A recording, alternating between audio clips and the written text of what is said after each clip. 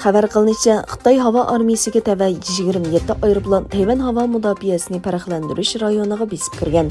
Tayvan davlat mudofaa ministrligining bayonotida Xitoy aeroplanlarini bu rayondan ayrilishga ogohlantirish uchun rayonga urush aeroplani avatilganligini va boshqariladigan bomba sistemasi qo'zg'atilganligi bayon qilingan. Eron bilan dunyo davlatlari tarixiy kelishimini tirildirish uchun suhbat ustiliga qaytib kelmoqda. Yevropa İttifaqının moslashtirishi bilan Eron yadro kelishimining taraflari bo'lgan Rossiya, Xitoy, Angliya, Fransiya va Germaniya bugun Avstriyaning poytaxti Viyanada boshlangan suhbatga qatnashadi. 2018-yil kelishimdan ikki taraflik holda chekingan Amerika suhbatga vositali qatnashadi.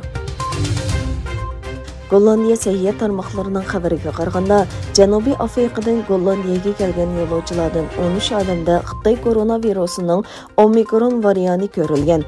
Daniya Serum instituti Janubiy Afrikadan kelgan yo'lovchilar orasida 2 odamda Omikron varianti bayqalganligini e'lon qildi.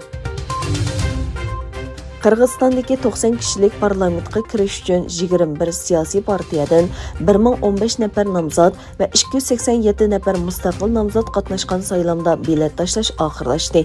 Prezident Sadir Japarov bilet tashlash oxirlashganligi munosabati bilan bayonot e'lon qildi.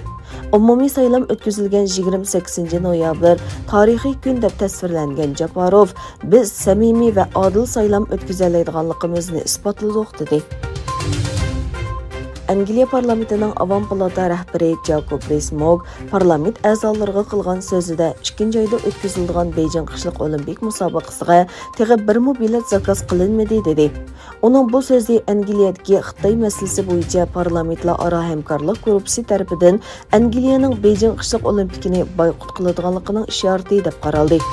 Forbes gazetining xabar qilishicha, navbatda Xitoy hukumatining Uyg'urlarga qaratilayotgan irqiy qirg'inchiligi va boshqa kishilik huquq dafsandichilik siyosatlari tufaylidan Beijing qishliq olimpik musobaqasini diplomatik boykot qilishni o'ylashayotgan davlatlarning soni ko'payayotgan bo'lib, ular Amerika, Avstraliya, Kanada, Angliya va Litva qatorliqlarni o'z ichiga oladi ekan.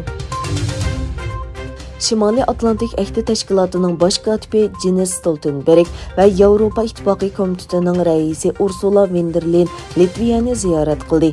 Litviya bosh ministri Karnes Yevropa Ittifoqi va Shimoliy Atlantik Ahdi Tashkilotidan Belarusiyada kutib turgan qonunsiz ko'chmanlar va Rossiyaning Ukraina chegarasidagi harbiy harakatlarga yaqindan diqqat qilishni talab qildi.